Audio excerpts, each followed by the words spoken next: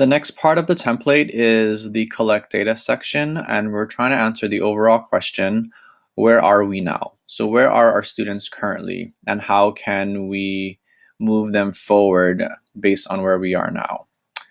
So the objectives for this part of the template are aligned to the Danielson domain 1B, demonstrating knowledge of students. So here we would be using our K-12 assessment data profile that I will go over in a few minutes. And then objective 1D, demonstrating knowledge of resources. So this is where you would be gathering and sharing some other classroom data points that you would be using in this process. So here, based on the objectives, we would want you to choose two different data points, one as a team and then one as a classroom teacher. To help you identify maybe that second data point that you would want to choose, I'm going to review with you something that I reviewed, I went over at our last PD session, and that is the multiple measures of data. So when we think of data, a lot of us think of a number, like our SAT scores, our NWEA scores, but there are many other types of data that you can use to help inform instruction.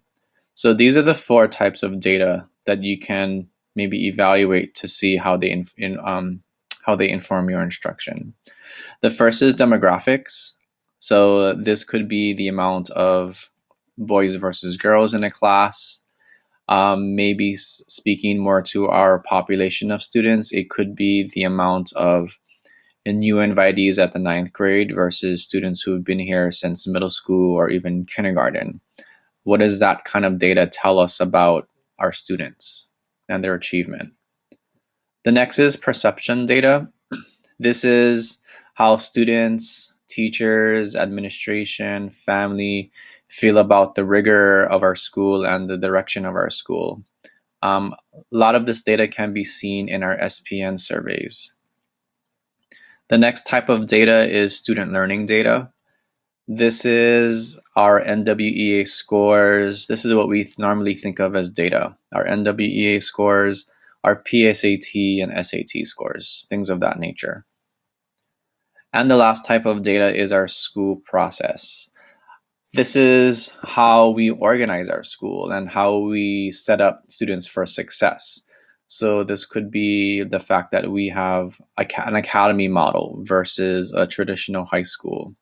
Or we have a 9th and 10th grade foundations team, unlike a normal high school.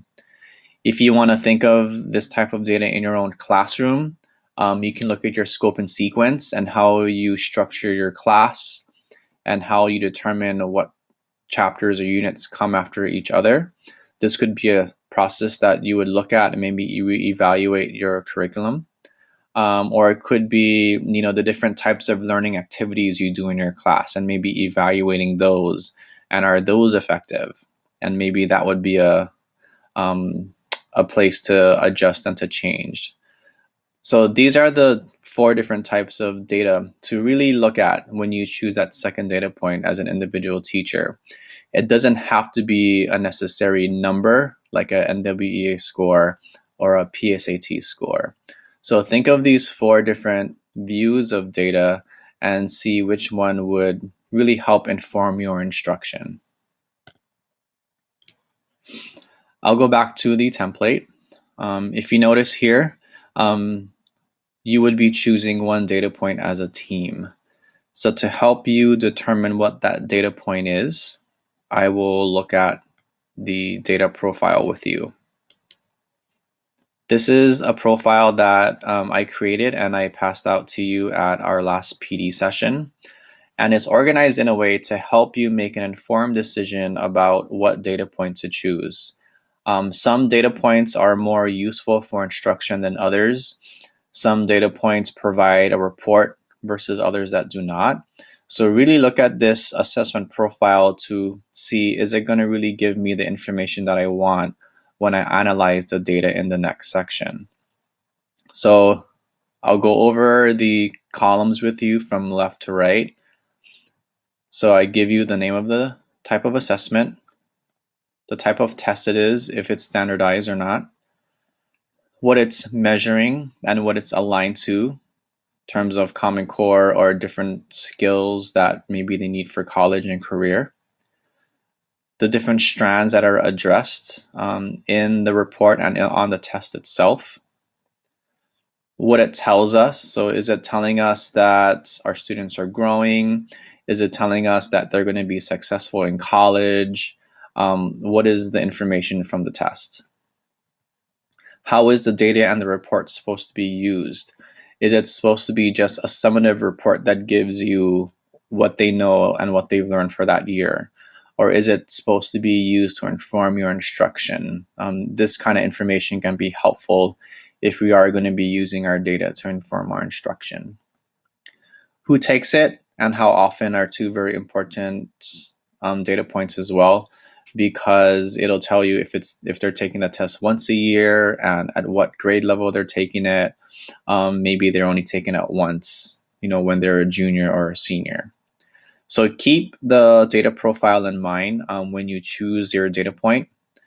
For example, if I go down to SAT is a standardized test, but if you go all the way to the right into the reports, you notice that there is no report generated from the SAT score. It's just one summative score for their critical reading, math, and their writing. So really, that might not be a good data point to choose because the report might not tell you about the specific strands of the reading. It'll just give you one score for the reading. So maybe the best point would be to look at the PSAT scores, because if you look above at the PSAT, these reports can really help guide curriculum because it breaks down the reports by strand. If you're asking what do these reports look like, I did put up some sample reports on my blog. So if I go to my blog,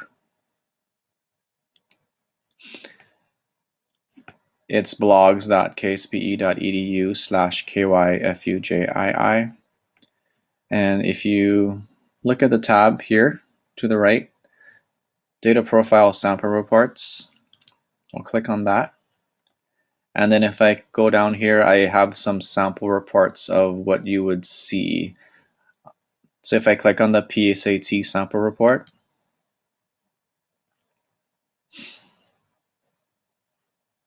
and I'll make this a little smaller. So this is just a generic report that's just made up to help teachers see what the report might look like. And if I scroll down, it gives me some information about the critical reading of the mean score of the school, the state, and the nation. So you can compare that section to the state and the nation. If I scroll down a little bit more, it also tells me about my percentage of students at this grade level who took the PSAT that are ready for college and career readiness benchmark. Here is where it probably would be most helpful to you, is this part of the report. So if you notice here, these are the different strands for critical reading. Oops, sorry. These are the strands for the critical reading section of the PSAT. And it tells you, based on this grade level, how many questions they got right pertaining to this strand. So determining meaning of words, they got on average about 7.4 question of 16 correct. So you can kind of go through these and kind of see where did they get the least amount of questions correct, and that might be an area of growth that the students need to have. So this kind of report might be more useful than just seeing one number for their critical reading score. Here you get to see the different strands of the critical reading section of the test and determine where they need the best support in. I'll go back to the template. Oops, sorry. I'll go back to the template. So like I said before, you would be choosing one data point as a team using the data profile, and then the second data point as on your own as a teacher. Here are the guiding prompts for this part of the template.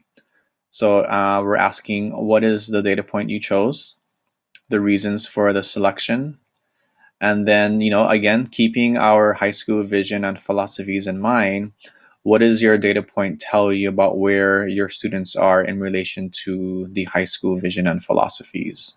So again, just keeping that vision as our foundation and always using it as our guiding light to move forward in this process. You would answer the questions here in the teacher response section. And again, like I said before, if you need to maybe add more, that there's not enough space, or you want to add more documents, you can upload those to your Teadscape or your Blackboard, whatever platform you're using. And for this part of the template, there is no additional evidence that you can add. But if you think of something that might support meeting the objectives 1D and 1D, then feel free to add those to your documents.